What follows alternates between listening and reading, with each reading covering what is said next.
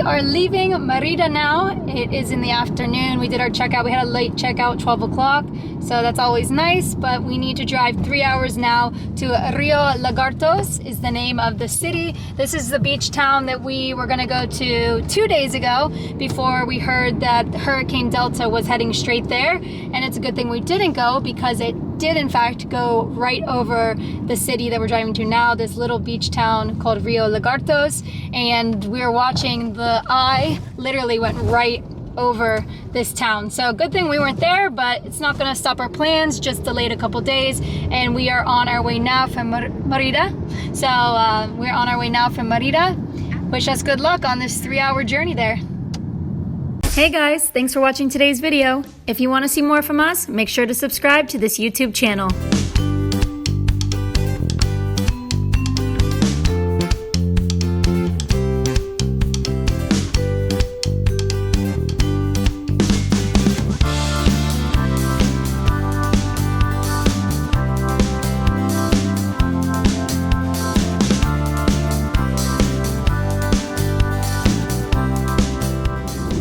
After Rio Lagartos, we're going to drive another hour and a half to El Cuello. So Rio Lagartos has this beautiful beach that the color of the sea is actually pink, and El Cuello is the place where they have all of the flamingos on the beach. So we're excited to see those two different things. So we are about a half an hour away from Rio Lagarto, which by the way means river of lizard. So interesting, not sure why, but maybe we'll find out today. And we are driving along the road. This is exactly where the eye of Hurricane Delta went through. So we are paying attention to our surroundings, and as soon as we got about 45 minutes close to the city, Rio Lagartos, we started to see some of the destruction. A lot of trees are down. So we're gonna just drive through and we're gonna see what kind of destruction actually happened here because of the eye of Hurricane Delta went through this area.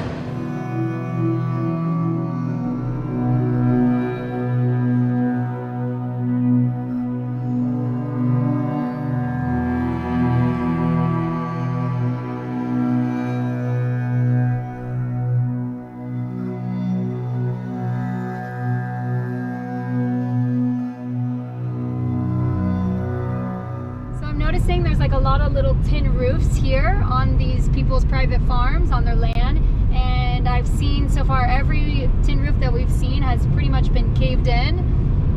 So you know, it's made out of like wood pillars holding it up on a piece of tin for a roof, so that doesn't really stand a chance for a hurricane. So I'm not surprised, but it's still pretty crazy to actually see it and feel sad for them a little bit, but it's all repairable. Make sure to follow our social media accounts where we'll be posting more content related to this YouTube channel.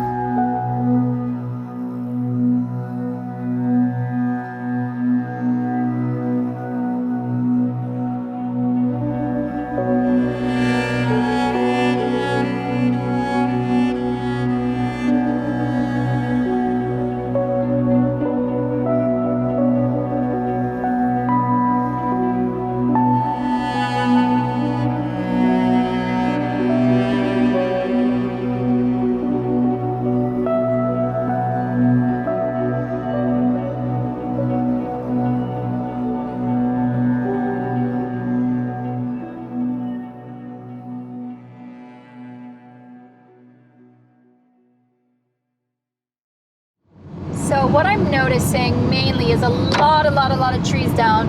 One just hit the car actually. There's a lot of trees that are down from the hurricane that went through here, the eye of the hurricane, and obviously the surrounding area, which is very strong, the most strongest part of the hurricane. So lots of trees down. I do see a lot of fences down also. It looks like because of trees falling into fences.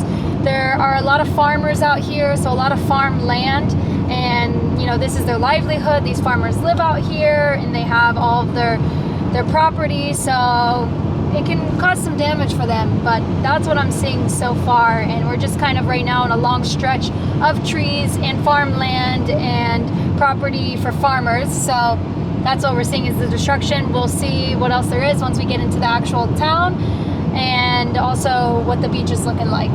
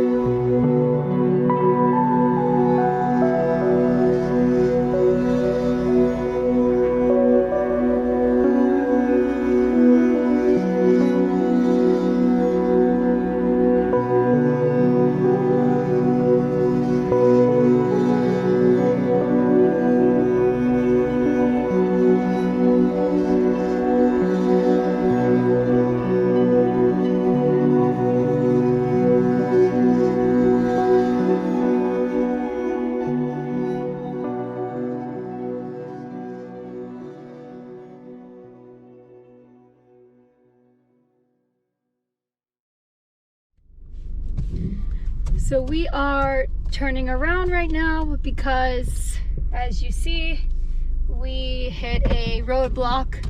Now this is something different than just all the snapped in half trees, the broken trees, the chaos of the hurricane, how it affected the ranchers around here and destroyed some of their property and their fences and their roofs and their little huts made out of wood. But as you can see, we are about 15 minutes away from the city and we're so close, and we hit this roadblock of just water. We waited for a minute to see what was going on because there's a bunch of people, local people on bikes, and they're kind of just hanging out. Everybody's trying to figure out what to do, and there's no way through. At the end, we decided not to go because we saw some other trucks about our size try to attempt to go through it, and they couldn't make it. They got stuck. They had to turn around. So we're doing the same. We're going to hopefully go through a different route. We were told there's a different road. So we're going to go through San Felipe, which is the closest town nearby, and it's going to take us a little out of the way, but this is another issue of what happened with Hurricane Delta here since the eye went through this area.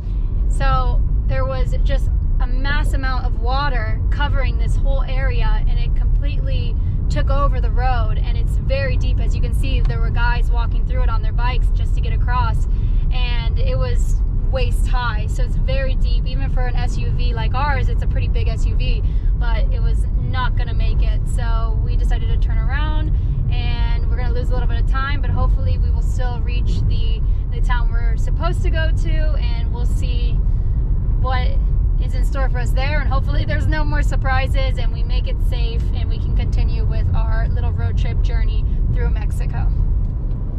All the people that were trying to cross the road, or this new river that was created thanks to Hurricane Delta, you could tell they were all very local people. It's a smaller area here. It's not as touristic, not a lot of tourists, so it's very local. And one thing I do notice here versus the more tourist areas or bigger cities in Mexico or towns that we've been in is that I notice here nobody wears a mask. So we are still during COVID-19 coronavirus time, but I haven't seen one person in this area, nobody wearing a mask. So I just thought that was interesting. I guess it's more of a small town feel.